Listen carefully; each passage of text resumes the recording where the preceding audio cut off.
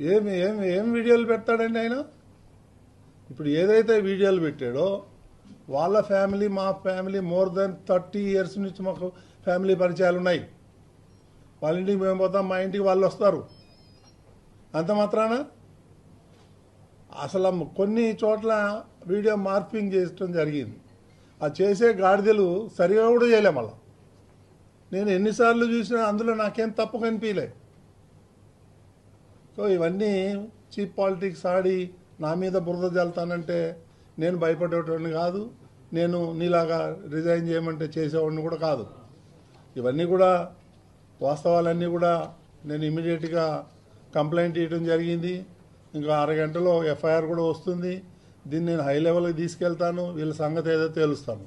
నేను మాత్రం భయపడేదే ప్రశ్నే లేదు.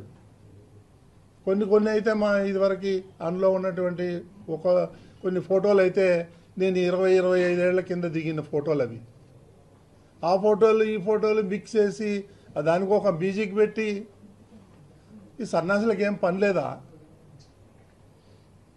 నన్ను వ్యక్తిగతంగా టార్గెట్ చేస్తే నేను మీడియాలో ఉన్నా, నీకు చుక్కలు చూపిస్తాను. నీకు కానీ సుబ్బారెడ్డికి కానీ. కరుణాకర్ రెడ్డి నువ్వు మద్రాసులో పోయి ఏమేం చేసావో నాకు తెలుసు. వైవి సుబ్బారెడ్డి ఏమేం చేసావో నాకు తెలుసు. అవన్నీ బయట పెట్టమంటారా? ఇవన్నీ చీప్ పాలిటిక్స్ నా దగ్గర జరగదు. అర్థమైందా? నేను హైదరాబాద్ నడిబొడ్డున నేను ఉండి వ్యాపారం చేస్తున్నా. నేను ఎవరికి భయపడేవాడిని కాదు. ఈ చీప్ పాలిటిక్స్ దీనివల్ల ఎవరికి నష్టం?